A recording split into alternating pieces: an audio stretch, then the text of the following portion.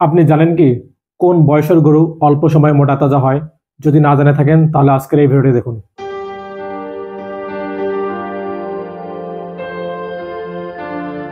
আসসালামু আলাইকুম ভিউয়ার্স, রবি agro YouTube channel থেকে আপনাদের সবাইকে স্বাগতম।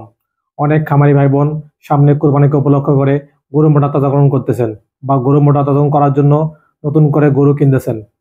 তারা অনেকেই জানে না কোন বয়সের গরু কিনলে সেই গরুটি অল্প সময়ে মোটা তাজা হবে। না জানার ফলে অনেকেই অনেকভাবে লস খায়। অনেকেই 12-13 মাসের গরু কেনে, অনেকেই 2 দাঁত 3 দাঁতের গরু কেনে। এর ফলে গরু মোটা তাজা হয় না বেশি। এর ফলে তার মোটা তাজাকরণ প্রকল্পে লস হয়। চলুন আজকে এই ভিডিওতে বিস্তারিত জেনে নেই কোন বয়সের গরু কিনলে সে গরুটি অল্প সময়ে মোটা তাজা হবে। বাংলাদেশে গরুর মাংস খুব জনপ্রিয় এবং চাহিদাও প্রচুর। তাছাড়া মুসলমানদের ধর্মীয় উৎসব কোরবানির সময় অনেক গরু জবাই করা হয়। সুতরাং এই কোরবানিকে উপলক্ষ করে অনেক মানুষ গরু মোটা তাজাকরণ করে থাকে, কারণ এটি বাংলাদেশের একটি লাভজনক ব্যবসা। কিন্তু গরু মোটা তাজাকরণ করতে গেলে প্রথমে আপনাকে যে প্রাণী নির্বাচন করতে হয় সেই প্রাণীটার বয়স কত হতে হবে আমরা অনেকেই জানি না। না জানার ফলে আমাদের গরুর যে গরু মোটা তাজাকরণ প্রতি হাতে নেই, সেটা লস খায়। অবশ্যই গরুর বয়স 1.5 থেকে 2 বছরের মধ্যে হতে হবে, তাহলে আপনি অল্প সময় গরু মোটা তাজাকরণ করে সেই খামারে লাভ করতে পারবেন।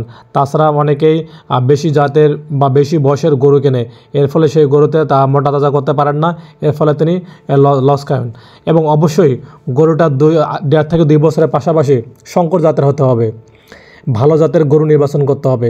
অবশ্যই সেই গরুটার জন্য ঘাড় খাটো, হাড়ের জোড়াগুলো মোটা প্রকৃতির, বুক চওড়া ও পাঁজরের হাড় চ্যাপ্টা হয়, কোমরের দুপাশ প্রশস্ত ও পুরু, কপাল প্রশস্ত, উঁচু ও লম্বা, চামড়া ঢিলে ঢালা, স্বাস্থ্যহীন রোগমুক্ত গরু নির্বাচন করতে হবে।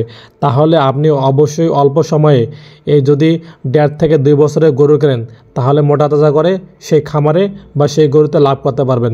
তাছাড়া অন্যথায় কিন্তু লাভ করতে পারবেন না। তাহলে আজকের এই ভিডিওর মাধ্যমে আমরা জানতে পারলাম গরু নির্বাচন করার ক্ষেত্রে অবশ্যই আমরা 1.5 থেকে 2 বছরের গরু নির্বাচন করব এবং ভালো উন্নত জাতের গরু নির্বাচন করব। এতে আমাদের গরু অল্প সময়ে মোটা তাজা হবে। আজ এ পর্যন্তই। আপনারা ভালো থাকেন, সুস্থ থাকেন। অন্য নতুন কোনো ভিডিও নিয়ে উপস্থিত হবো আপনাদের সামনে। ধন্যবাদ সবাইকে।